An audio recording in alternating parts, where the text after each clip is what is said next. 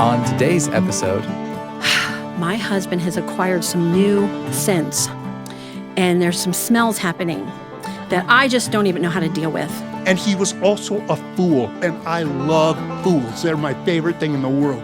all kinds of tales from all kinds of tellers. here on the Appleseed. It's time for the Appleseed. In each episode of the show, we bring you a couple of stories from favorite storytellers. The stories will entertain you and inspire you. They'll get you thinking and even help your family tell your own stories. I'm Sam Payne. On today's episode, we have the great storyteller Kim Weitkamp from Ohio and Kevin Kling from Minnesota, both sharing in very different kinds of stories, thoughts about what brings value into our lives. And first up, a personal story from Kim. Is there a place you like to gather with friends? Then this is a story for you. Have you ever had something complex or troubling happen that you found difficult to talk about? Then this is a story for you. During your daily rush, have you ever taken a moment to listen to someone's story and have that moment change you? Then this is a story for you. Here's Kim Weitkamp with Gold Coins, recorded live in the Appleseed studio.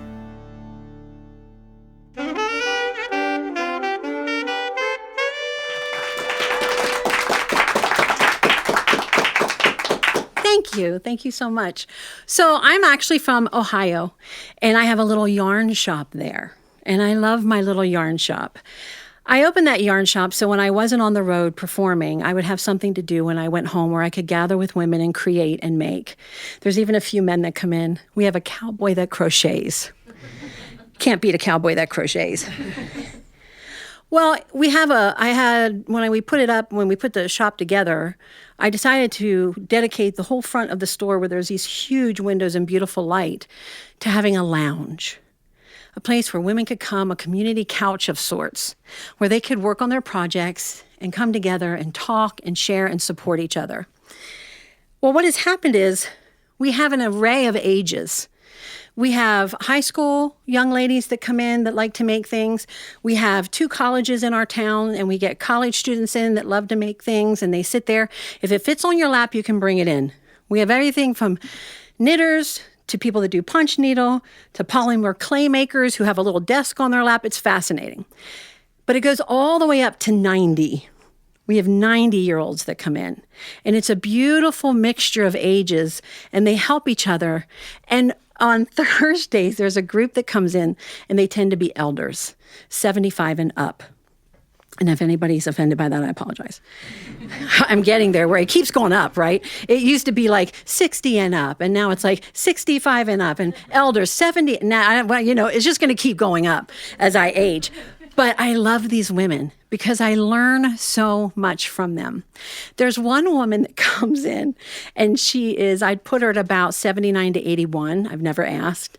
And she said the other day, and I sit behind the register, and I'm doing inventory and things like that when I'm at home, and I just listen to the conversation. And the other day she said, my husband has acquired some new scents, and there's some smells happening that I just don't even know how to deal with.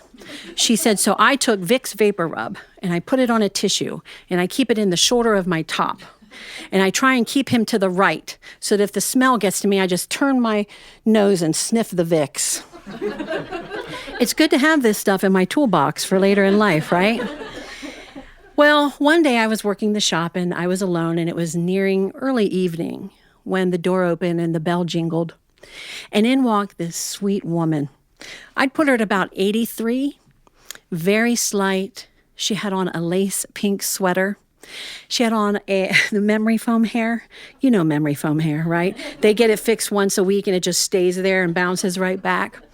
And she was just so proper. She had her purse hooked on. She had her little navy skirt that went just above the ankle.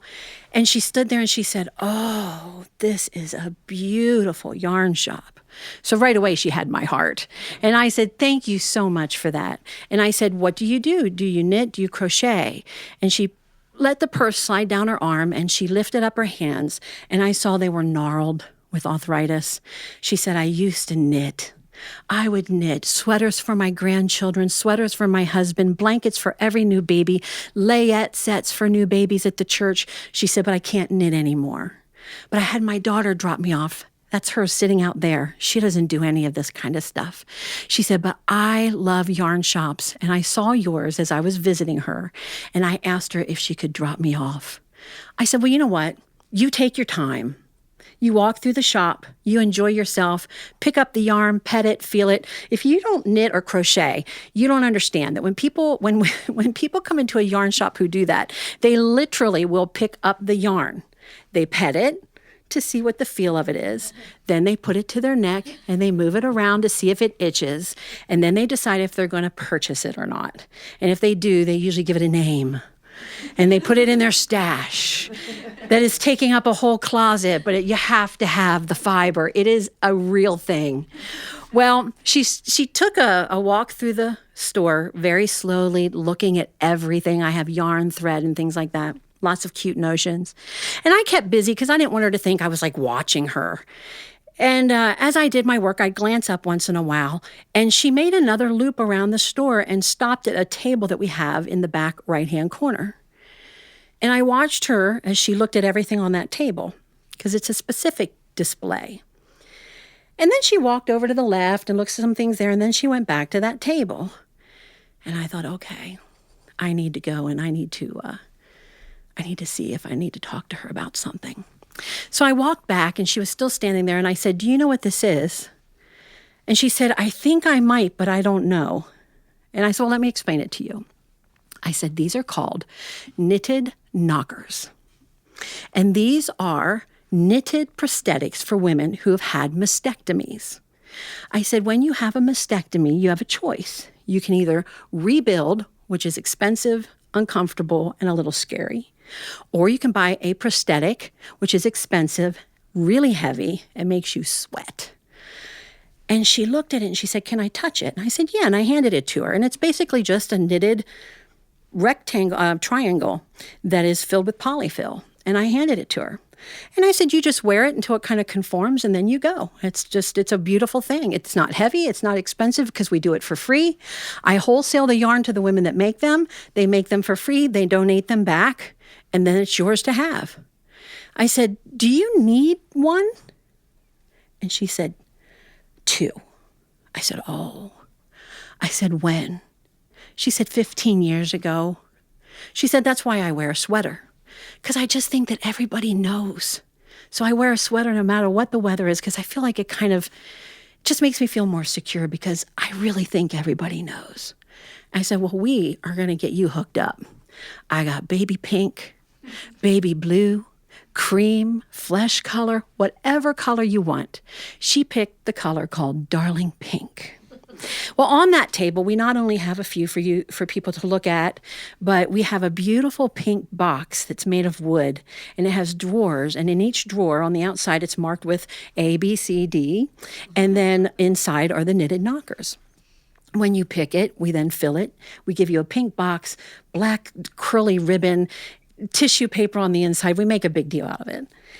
So I said to her, well, we'll get 2 for you in Darling Pink. I just need to know, what size were you before the surgery? And she said, B.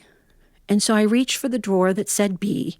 And as I pulled it out, that gnarled hand came over, tapped mine and said, honey, I think I'd like C's.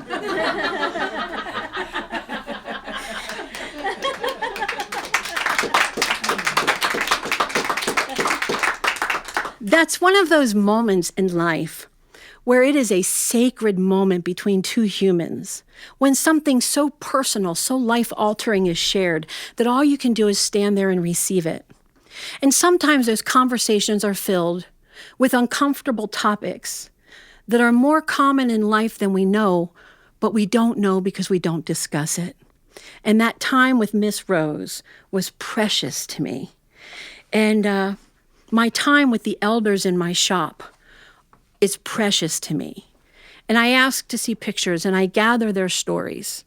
And I remember one time a woman came in and she was talking about how she had to spend some time in a nursing home for rehab, and luckily she's not there anymore, she said. I'm so happy to be back in my own home. She said, but one time I was getting out of bed at the nursing home in the rehab area, and something happened with my ankle, and I slipped and went to the floor. She said it wasn't a bad fall. I just crumpled down, but there was a nurse that saw it as she was passing by, and she came in, and she got me back up, and she started scolding me. You need to be careful. You have to be careful when you're getting out of your bed. Make sure you have both feet on the floor and that you're sitting properly on the edge of your bed. And she said she started to raise her voice with me, and I took her hand and held it firmly, and I said to her, one day, this will be you. And I remember sitting there as she told me the story in that little yarn shop. And I thought to myself, one day, all of these stories that they share of their aches and their pains, the fact that everyone around them is leaving and moving on, crossing over that thin silver line between here and there, and that is going to be me. And so I treat every elder that walks through my door with great reverence, and that does not make me a hero. It makes me someone who's been enlightened because I've spent time with them. And I encourage you to do the same thing. If you have people in your life that are getting to that elder age, ask them the questions and gather the stories, even the uncomfortable ones. Not just the happy and the fun and the silly and the good, but the ones that are difficult, because those are the ones you'll share later with your family that will bring altering circumstances and make people rethink things. And so here's a little song that I wrote. There's a whippoorwill outside my window, and it's calling me to fly. There is smoke upon that mountain. It's calling me to fly. Granddaddy's tick-tocking the time away. Grain of sand falls with the beat of each passing day. Ashes and dust is where I come from. Pocket full of memories, and we all fall down.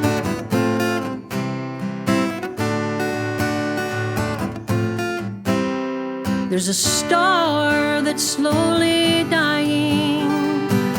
It's calling me to fly. There's moonlight on my horizon. It's calling me to fly. Granddaddy's tick-tocking the time away. Grain of sand falls with the beat of each passing day. Ashes and dust is where I come from. Pocket full of memories, and we all fall down.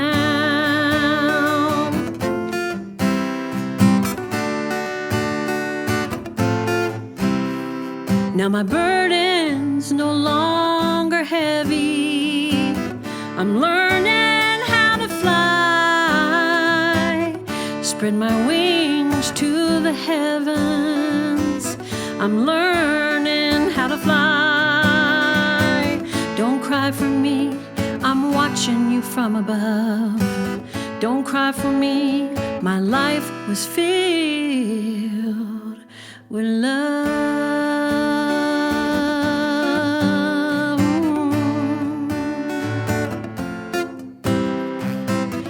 Granddaddy's tick-tocking the time away. Grain of sand falls with the beat of each passing day. Ashes and dust is where I come from. Pocket full of memories, and we all must fall down.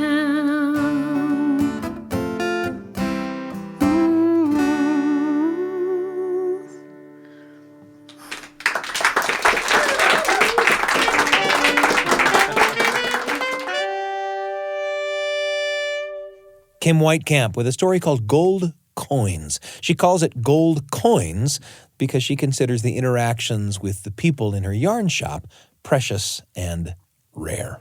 I have a friend who, a couple of decades ago, moved from his home in the desert Southwest, far away across the sea to Tokyo, Japan. He moved there for work.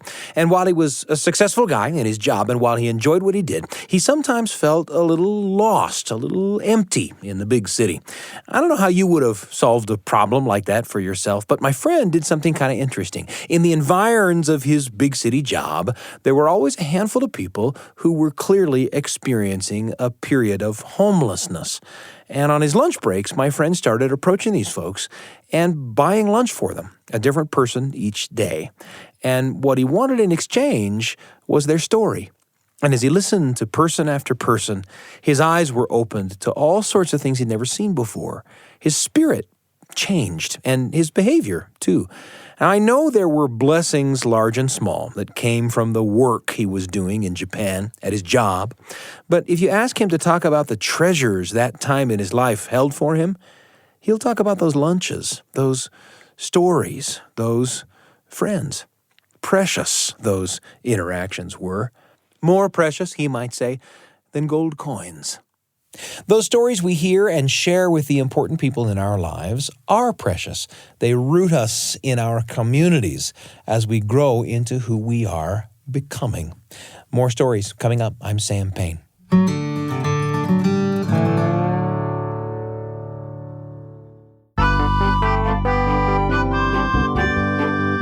It's such a pleasure to be with you on the Appleseed. A moment ago, we heard Gold Coins, a story told for you by Kim Weitkamp. Sometimes we receive those gold coins, those precious interactions with other people, from the wisest among us. But sometimes gold is found in the mouth of fools, too, as shown by Kevin Kling in his story, Ashen Peter, recorded live in the Appleseed studio. Here's Kevin.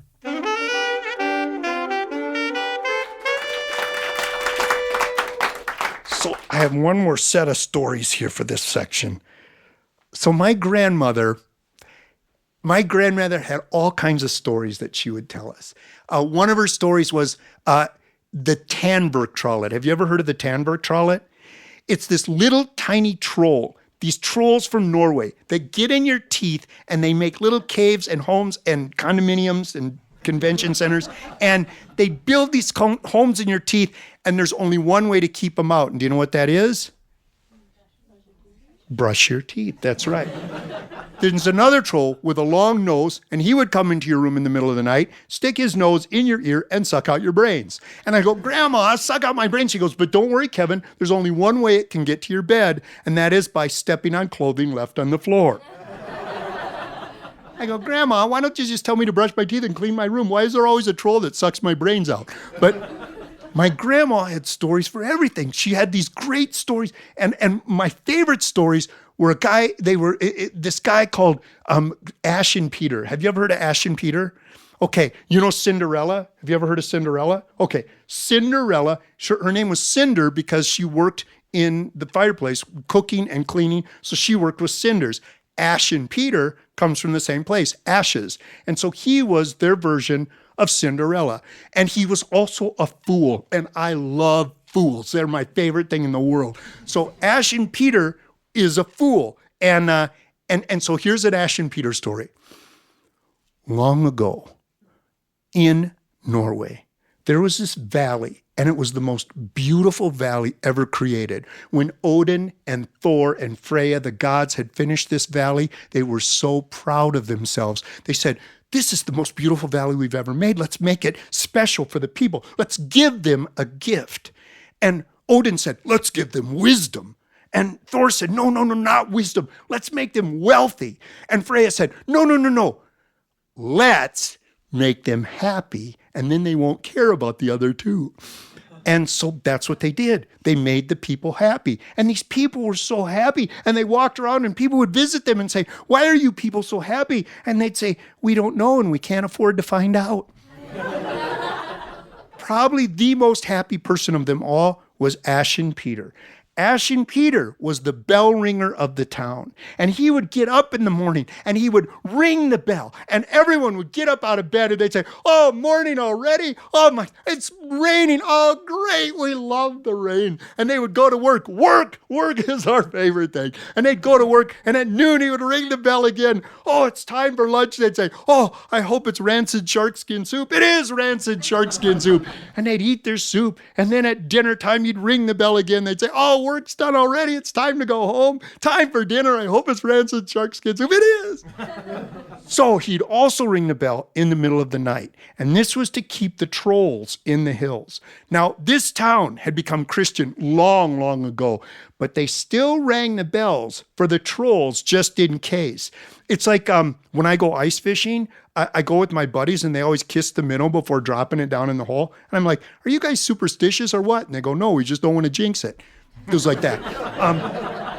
So they would ring the bells at night to keep the trolls in the hill. Okay, so probably the most unhappy of everyone was the town priest. And that was because he came from another village and was given that village to watch over as a priest. And he didn't understand happiness. I mean, he hated happy people. He couldn't even stand to look at him. I mean, this guy could make lemons out of lemonade. He just didn't want to look. And so he was always running into people, always crashing into people. And the townspeople finally couldn't take it anymore. So they wrote the king and they said, King, come on, what's going on with this guy? They said, he's running into us and we're worried. We're worried about him. He's so unhappy. And the king said, well, this is how kings talk, I found out. Well, he said, why don't you send that priest to me and I'll give him something to cry about. So the priest got the letter from the king and he thought, oh no, he knew something was up and he knew this wasn't going to turn out well. So he came to Ashen Peter and he said, Ashen Peter, would you do me a favor and please go to the king in my stead? He said, I know what he's going to do. He's going to throw me a big party. We're going to eat and drink and have dancing all night. And you know, I'm getting kind of up in years. Please, would just go in my place. And Ashen Peter said, I got to wake up and ring the bells. The priest said, I'm a priest. I know all about bell ringing. Please, it'll be fine. Ashen Peter said, I'm not sure. And the priest said, please, if you just go, God will see that and know that you did a good thing for me in the church. And Ashen Peter said, oh, thank you, priest. That's right. I almost missed this great opportunity. Thank you. Thank you for telling me that. After all, God sees everything. And the priest says, yeah, I suppose he does. Just go. I hate talking to you. So Ashen Peter put on the robes of the priest and went to see the king. And the king saw him and thought he was the priest. And he said, well, priest, I've been hearing about you. And Ashen Peter said, well, yeah, I suppose you have. Come on, bring it on. I can go all night. Don't worry. Just keep it coming. And the king said, you've got to be kidding. Are you serious? He said, all right, I'll give you what you wish. But here's the deal. I'll ask you 3 questions. If you get these questions right, I will give you an armload of gold. But if you get them wrong, I will give you exactly what you're asking for. Ashen Peter says, sounds like a win-win to me. Go ahead. So the king says, all right, priest, here's the first question. How far is it from east to west? And Ashen Peter says, well, before I was a priest, I used to ring the bells. And I know that the sun comes up in the morning and then it sets in the evening in the west. And so I'm going to say the distance or the time between east and west is 1 day. That's the distance between east and west, 1 day. And the king went, whoa, well, I guess that's, I never thought of it. Very good, yes. Oh, question number 2. Now, mind you, these get harder. Question number 2. You've seen my lands. You've seen my servants. You've seen where I live. How much? To the penny, mind you, am I worth? And Ashen Peter said, well, I'm a priest, so I know that Jesus was sold for 30 pieces of silver. Now, you're a good king. You're benevolent, but you're not Jesus. So I'm going to put you at 29 pieces of silver. And the king went, well, very bleak. Well, yeah, nailed it. He said, here's the 3rd question, priest, and I'm afraid you're never going to get this one right. He said, at this very moment, what am I thinking? And Ashen Peter said, well, you think you're talking to a priest, but you're not. I'm Ashen Peter. The priest is back where I live now. And the king's, what? And then he started to laugh. And he laughed and he laughed and he laughed. He said, oh, He said, Ashen Peter, you're just the kind of counsel I need. Would you please stay? I'll make you wealthy beyond your imagination. And Ashen Peter said, I wish I could, but King, you have to understand, I love where I live. I love my family. I got a daughter and a wife. Please, I just want to go home. And the king said, Ashen Peter, you're wiser than I even thought. Please, come when I call, and if I need your help. And Ashen Peter said, I will. Oh, and the king said, one more thing. Would you go back and tell that priest to come see me? I have some questions I'd like to ask him. So Ashen Peter left with his arms full of gold. But you know what? On the way home, he lost that gold. He put it somewhere, and he still can't remember where it is. And I know some of you are thinking, I wonder where that gold is. And some of you are thinking, I wonder where that town is, where everyone is happy. I'd love to live there. And some of you are thinking, I already live in that town. And some of you are like the priest and you're not happy unless you're depressed. But don't worry, you can be assured wherever he is, that priest is living unhappily ever after. And Ashen Peter was called to the king many, many times. And every time he left with an armful of gold. And every time he came home, he lost that gold, still doesn't know where it is. Back to that place where everyone is happy, no one knows why, and can't afford to find out.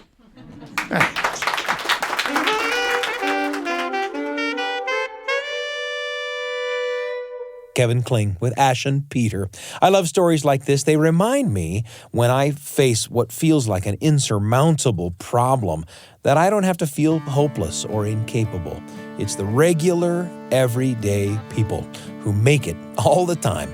Even more than the bravest and brightest among us, it's the fool, the one who has the audacity to choose happiness over gold, who often wins in the end. Thanks to Kim Weitkamp and Kevin Kling for their stories, and thank you for joining us today on The Appleseed. Listening to these stories always brings up memories for me that I love to share. Where did the stories take you, and who will you take along? Our episode today was produced by Brian Tanner and Wendy Folsom. Our audio engineers are Carly Wilson and Ashton Parkinson. Trent Horton and Evie Hendricks make up the rest of the Appleseed team. If you want to send us a note, you can email us at theappleseed@byu.edu. That's the Appleseed, all one word, at byu.edu. Or if you're listening through a podcast app, rate us. Leave us a little review. It helps people find the show. We're pleased and proud to be among the many shows in the BYU Radio family of programs, and you can find this episode or any episode from our archive on the BYU Radio app at byuradio.org/Appleseed or by Googling the Appleseed Podcast. I'm Sam Payne, and I can't wait to be with you again on the Appleseed.